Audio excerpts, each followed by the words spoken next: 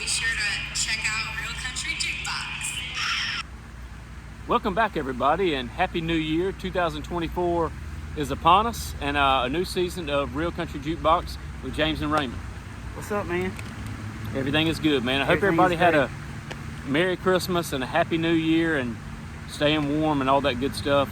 Today's topic, Raymond's going to tell you about it. This ought to be fun, a good way to end 23 and start 24. Yeah, we were debating on whether to do it before 2023 ended, and just in case anybody hit us with a song right there at the end of the year, we wanted to wait until the new year to do it. But it's the our favorite 10 songs that came out in 2023. They could be singles, or they could be B-side stuff. It doesn't matter. It's just what we thought was our favorites that came out in 2023. And a surprising thing for me is when I was doing this, a lot of music nowadays just ain't that good, but in my opinion, there was actually right many good albums to choose from. I was more impressed than I thought I would be. Yeah, same here. You know, sometimes you got to dig a little deeper, but it was there. Yeah. Okay. All right, well, I'll lead it off. My number 10 is Good Day to Leave by Riley Green. And we did the album review. I ain't got to get too much into that song, but to me, it's just a good, it came out in the wintertime. I think that would be a nice, like, mid-April day song just to ride around and crank up with the windows down, you know? I remember that song vividly from that album. That was definitely one of the standouts. Yeah. Number 10 for me, we've talked about her a whole lot. It probably technically came out in 22 with the album, but there was an EP released in 23 and also came out on that. I've got Everything She Ain't by Hailey Whitters. Again, she's like a female Alan Jackson. It's just, it's the one that finally brought her to the dance. She had some stuff out and wasn't getting a lot of steam. And then this song came out and she got a lot of radio play and it charted and all that good stuff. So I always like the one that brings you to the party. And this one did for her, and it's just solid 3 chords in the truth country music. Yeah. That's kind of how this one is for me. Not that necessarily it's the one that brought them to the party, but it's just a good country song. Is They Don't Make Them Like That No More by Riley Green. And I'm not going to Riley Green this list to death. It's okay if you do, if that's what you like. Well, it just so happened that they were right beside each other on my 9 and 10. Yeah. And I want to talk a little bit about this one because for some reason, and I know the reason why, when we did the album review, I was off the top of my head. And I had so many of them that I wanted to mention, I left this one out. And when we made the Facebook post, I made sure to put that in the caption. Also, be sure to check out They Don't Make Them Like That No More. But, you know, if you go back and listen to that song, if you've got anything, whether it's grandparents or depending on your age, your parents, or, you know, just old stuff that you wish, the things that are new now, if they were made now like they were then, you know, you go back and listen to that song, it's just a great song. I think everyone can relate to it, even if you're not a country music fan. I know you've got people in your life, or maybe it's material items in your life. Maybe it is an old car or something that they just, you know, they don't make no more, you know? I'd be surprised if there was anybody that couldn't at least relate to it. Like you said, if you're not a country music fan, you can certainly appreciate it because it fits something in your lifestyle. Yeah, and one of my favorite things about that song, I don't know, it's just something about it. Like there's he talks about grandparents, he talks about, you know, trucks and just different things. But when he says the house that his granddad built with his own hands and he sawed every board at the local mill, you know, in 100 years he'll be standing still. To me, that's just, I love that part. And it paints a picture. I like that too. Yeah, me too. So that's my number 9. Number 9 for me is, and my buddy Chris calls him his top guy. And I definitely think he's one of the, shout out to Chris, he listens, he's a good friend of mine. Top guy is a term I like to use too, because I think he's one of the top guys as far as waving the traditional country music banner, and that's Cody Johnson with The Painter, comes in at number 9 for me. It's a song he wrote about his wife. It's very wholesome. It's Cody Johnson's hot as a firecracker right now, and he's one of those that definitely deserves to be, and I appreciate somebody waving that banner, and I love that song. Yeah, man. Yeah, I love Cody Johnson too. My number 8 is Country Side Chick by Hailey Whitters. Yeah, good choice. And I was saying that when we did the album review, that was my favorite song up there, and that's all I got to go for. Number 8 for me, and this was not a radio release, but I think everybody can relate to this. It's on Ashley McBride's latest album. It's called Single at the Same Time. The arch to this song is that he's there for her, she's there for him, they're friends. They've always leaned on each other and gotten advice from each other for their relationships, and it's just a shame that they haven't been single at the same time, because they would fit so good together like a glove. It's just one of the, it's something you look for in music, something that you can actually feel. And I think we've all had, guys have had friends that were girls, girls have had friends that were guys, and you kind of leaned on each other with relationships, and probably sometimes you thought, well, why don't we just date? But it was, you were never single at the same time. It was never the right opportunity. So I thought that was a good thing to write. And another artist, I was looking at who I'm a fan of, who I've recently become a fan of, by the name of Jake Worthington. I was looking at some of his tracks today, looking at something, and he had a song called Single at the Same Time. And I didn't do it before this broadcast, but I'm going to research that a little bit and see if he recorded the same song, because I can see them singing the same style, and that would be a guy version of the girl version. But Ashley McBride, Single at the Same Time, comes in at number 8 for me. I've never heard that. I'm going to have to check it out. You would like it. My number 7 is 98 Braves by Morgan Wallen. And I was tore up over this song when that album first came out. And back in the Black Screen podcast that we originated with, one of them we done, and I spent Those podcasts are like in an antique shop now. I know. I spent like 15 minutes. Yeah. The Black Screen is like the 8-track of the podcast. Right. But I spent like 15 minutes talking about that song that morning. I like the Braves now. I hope they do good and everything, but I don't watch every game and stuff like that. But when I was a kid, being 11 in 98, like I remember, watching just about every single game. And you were heartbroken. Yeah. So when I heard that song, I was like, man, this is excellent. But even if you're not a Braves fan, I mean, you could like anyone, and just the way that he compared the relationship of him and his girlfriend to the team is just like, I mean, it's just perfect. Like every single thing that he's talking about in his relationship, you can match it right up with sports. And I just thought it was a creative thing. And it's kind of weird that he didn't write that song. Yeah. So, and I found out that like most of his stuff that I like, he didn't write. And I'm thinking, that's just kind of weird. That's not a knock on him. Yeah. It's just, evidently, he and his team have a good knack for finding good songs anyway. But yeah, it's kind of surprising that the ones I love the most he didn't write. Like, come on, man. But he's singing them. Oh, yeah. Yeah, so, but anyway, I did think that song was excellent. Even if I wasn't a Braves fan, I could appreciate how creative the lyrics are. And I'm going to put you on the spot right here and get off the subject. I was looking at your hat, and I thought it was a Braves hat because it's got that logo. Is that something we can talk about? Is that sure? What is Blades? It's just from Smoky Mountain Knife Works. It's just something. It's just something. I should know that, man. I've been there. Yeah, it's just something kind of catchy they did. Side note: if y'all are ever in Gatlinburg, Pigeon Forge, go to Smoky Mountain Knife Works. It's very large place. It's well worth your time. Yes, it's Bear and Bass Pro Shop. It's buried in Cabela's. Matter of fact, they've been sponsoring this podcast before it's all said and done. It's number 1. Yeah, I think a good spot. One of my favorite things about the Blades and the Braves is it ain't necessarily just that it's written like that, but instead of having a tomahawk, you got like the knife. It's cool how it is. It's very cool how they did that. It's catchy. It caught me in the middle of that. Yeah. So, and you were talking about the Braves. Yeah. So, number 7 for me, and this was a monster hit this year, and I don't usually choose those, but I had to on this one because it's so good. Tennessee Orange by Megan Moroney. Not a whole lot I got to say about that because you've all heard it. I mean, radio played it to death, I think, so, and I'm glad. But she's come out the gate pretty strong, and that song is just another good story, man. That's number 7 for me. Yeah, and while you're on that subject with Tennessee Orange, I had a hard time with that one and Morgan Wallen's Tennessee Fan. And this isn't my way of throwing another one of his in there. I left it off because I wanted to put Good Way to Lead by Riley Green. I like it a little bit better. But to me, it's kind of like, it's like if that girl and that boy were dating, she's telling her story of it, he's telling her.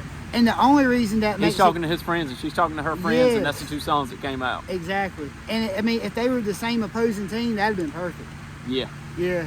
And it mirrors it for sure. I originally had it up here. I mean, that Tennessee Fan's a heck of a song too. And I ain't taking away from Tennessee Orange, but yeah. Are you done? I didn't mean to take that. No, that was it. I think everybody's heard that song a million times, so there's nothing that I can say that she ain't said. So Yeah. Oh, I will say something about that while you're on that though. I hardly ever listen to regular radio, and I was in a car one time. I didn't have Bluetooth, didn't have CDs. I was scrolling through. I normally even though this is a country music podcast, the one station that don't really fail you on the radio is the classic rock station, because nothing changes. It's just classic rock. right. But I was scrolling through and went on regular country, and that song was coming on, and I never heard it before, and it weren't full of snap tracks and crap. So I listened to it, and I was just like, wow, I was blown away on that. I think that's a heck of a song, Tennessee Orange. My number 6 is "Smell Like Smoke" by Lainey Wilson, and to me, it's got one of those. It's kind of got like an old school sound. Like I could almost. First of all, it sounds like something Miranda would have sung back in the day. Yes. And this might be a weird It's reference. high energy. Yeah, this might be a weird reference, but I feel like if it was played on the Urban Cowboy movie, I wouldn't be surprised. It kind of sounds like it should be up there. Yeah, I love "Smells Like Smoke." You movie makers out there, they're redoing everything to death. They redo Urban Cowboy. Talk to Raymond or Lainey. Yeah, just leave it alone, because if they redo it, I'm not gonna watch it. I'm tired of that crap. It couldn't be good. I'm tired of it. Everybody these days just wants to either cover songs or remake movies. Yeah. Like, be creative and come up with something. Something Authenticity is Yeah. underrated. better. It is. Number 6 for me is "It Matters to Me" by Scotty McCreery. I'll argue that he's not my favorite singer, but I'm not saying better than anybody else, but Scotty McCreery's music, for the most part, has been second to none these last couple of years. He's just been really strong to me. But "It Matters to Her" is just a good song about the little things that necessarily don't think matter, but they matter to her. Just the little things you would do for your significant other or your wife or your girlfriend or whatever. You've heard it, radio played it to death too. "It Matters to Her" comes in at number 6 for me by Scotty. Okay, I haven't never heard that. My number 5 is "Man Made a Bar" by Morgan Wallen and Eric Church. That was the other one that I talked about the morning that album came out. That's just that whoever came up with that idea is just it's a great song to me, man. And another thing too, like the delivery that Morgan Wallen gave was good, but when Eric came in, he stole that song.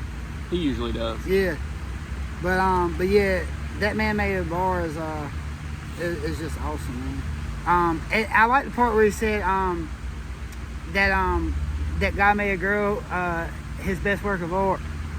I agree with that. 100%. 100%. I'll never not agree with that. Yeah. Number 5, I got "Light On in the Kitchen." Ashley McBryde makes her second appearance in the top 10. Over the last year, like I said, I've just gotten to where I absolutely love and appreciate Ashley McBryde. And "Light On in the Kitchen," I don't think I heard it before it came on the CMA Awards, and radio, I believe, has played it and stuff. But it's just a simple country song about, I'm assuming it's you could take it from any perspective, whether it be her mom, her grandma, her best friend.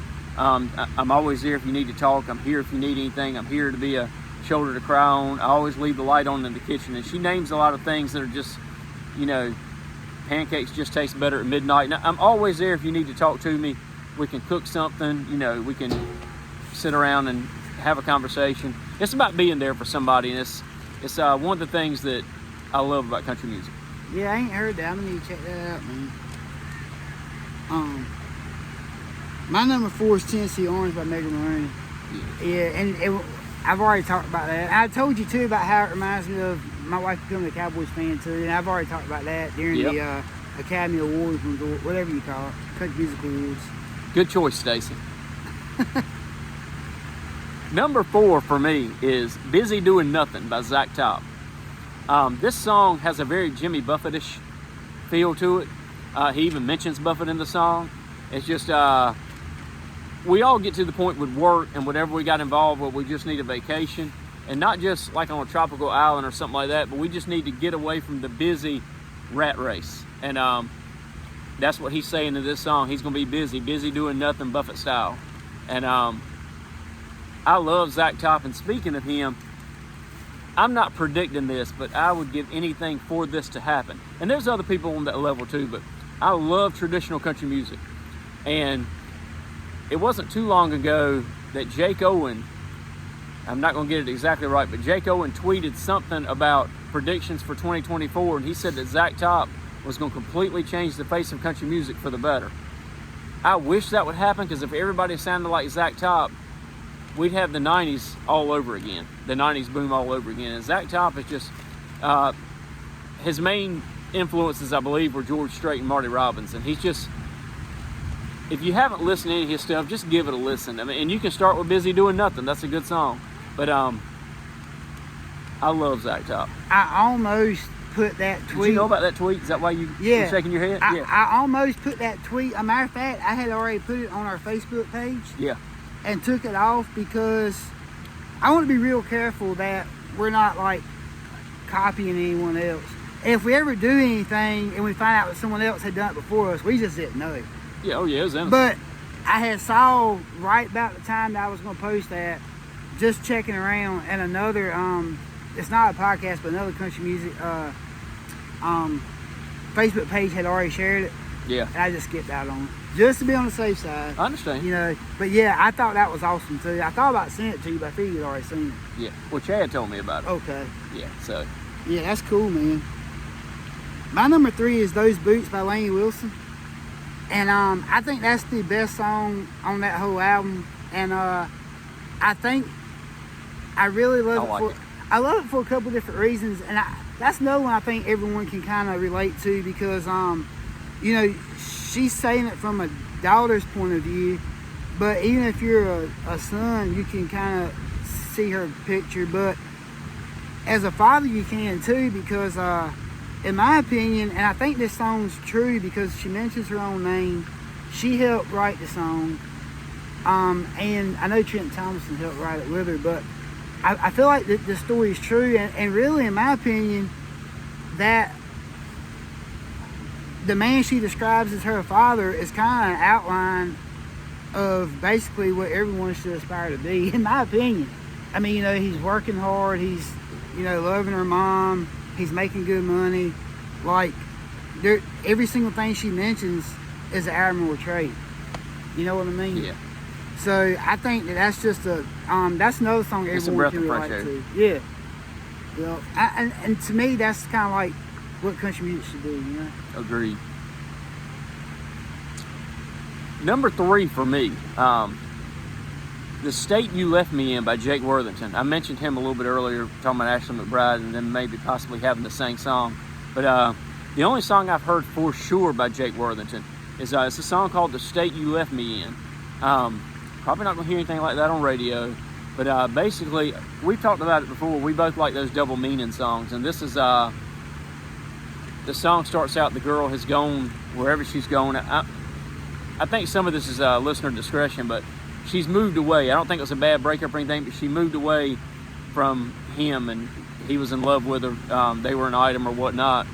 And he's talking about how he hopes that she's happy there and hopes she's successful and all this sort of stuff.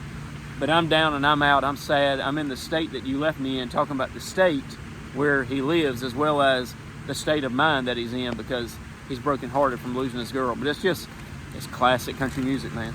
Yeah, oh yeah. With a 90s feel, so. For sure, man.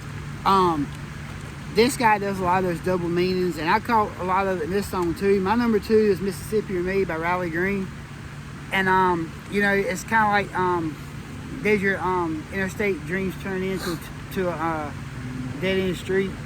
You know, that's kind of like a double meaning there. But to me, that's a lot of Riley Green songs sound alike. And even though I'm a big fan, I agree to that. Like, a lot of times you got to think when you hear just a couple words or a couple guitar riffs, which song is this? Because a lot of his stuff sounds alike.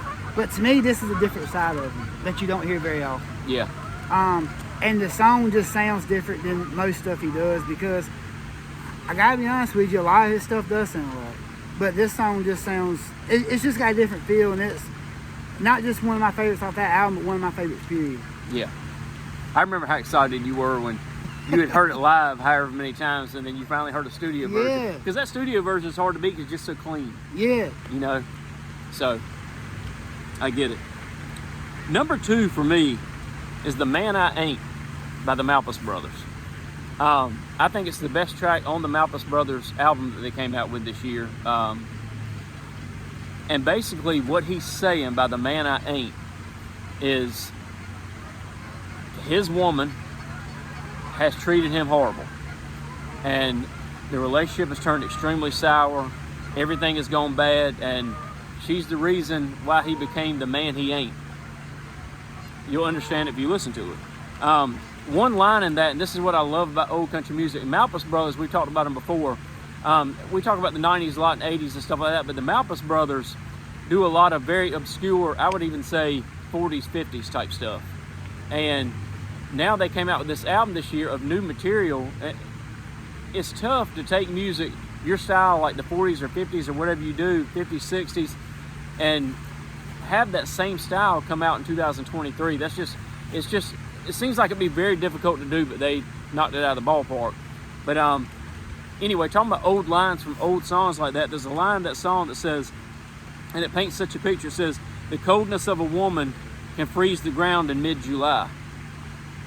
I love stuff like that. I love the phrasing, and I just love that old sound that the Malpas Brothers bring. And to me, with the album that came out this year, that was the best song, The Man I Ain't. It's just very, very slow, draggy, but I love it. Well, man, there's a couple that you've mentioned that I never heard before, and I definitely want to go back and listen to them. And that's another cool thing. I know we talked about this several times. Like, we both, our hearts are definitely both rooted in more traditional country music, but there's a gap there that kind of overlaps, and that's why I like it, so I can go back and check those songs out. Yeah. You know? Yeah. My number 1 is Days in the Field by Chris Janson. That song is just, it's different. You don't hear a whole lot of these because it's kind of like a love song, but it's to his son rather than like his wife. And the stuff he mentions in there I really relate to, and that's just my favorite song up there, period. Number 1 for me is In Walks You by William Michael Morgan. It was the one song, I heard a lot of songs this year that I was like, oh man, that's a really cool new song. But that one just absolutely, I don't want to say blew me away, but it lived next door to it. I'm a huge fan of William Michael Morgan. I think it's a shame that after the vinyl album, he didn't get really any more play, and he may never. But he came out with In Walks You, and it's just, it's been a long time since I've heard a song that good. Let's just leave it at that. Yeah, and it takes a lot to blow James away with country music nowadays. It does. It don't take a whole lot. I'm very crotchety old man set in my ways about it. So that is I can appreciate that though. And you're right. I'm a hard sale. So yeah. But the best way to get something new across to James is like, don't give him a choice. Like you can tell him about something, and then when he says, yeah, I didn't look it up yet, you can send him a link. But yeah, I'm going to. I just ain't had a chance. Look, I'll pull something out in a heartbeat. Listen to this, like that guy Back to the Future. Listen to this. You know that sound you've been looking for? That's a good idea. That's what you need to start doing to people that you want them to hear yourself. That's good. That's good. That's the Back to the Future reference too. Yeah, I actually made a meme one time and sent it to him. It was the guy from Back to the Future saying, that new thing you've been looking for, listen to this. And it had Whiskey Myers at the bottom. I knew that was coming. I knew it was coming. Yeah. Whiskey Myers doesn't love Whiskey Myers as much as Raymond loves Whiskey Myers. Their moms don't love them like Raymond loves them. And I got to find a way to bring them up. That was the way to slip in there. But now I get a chance to tell y'all this. During the Christmas one we did, and I did that Merry Christmas from the Family. Yeah. I said Montgomery Gentry and here we go. Robert Earl King. Yep. Later on, I remember that text. I saw Cody Cannon and them did which is lead singer Whiskey Myers, did their own live version, and it's the best. If I knew about that ahead of time, I'd have mentioned that one instead. Of course, yeah. And there's nothing wrong with that. Now I get it, man. When you got a song that you absolutely love, and then your favorite artist, or at least one of them, does it, this just adds a whole nother prestige to it. Yeah, man. I tell you, and I I'm gonna go and wrap this up because I don't want to get off topic. But with that being said, if anyone else out there does love Whiskey Myers and you love Leonard Skinner, anytime they cover them in concert, it's better than Skinner's actually. I mean, like that. All I can do is write about it. Man, it's awesome. But Yeah. anyway, y'all take care and we'll see you next time.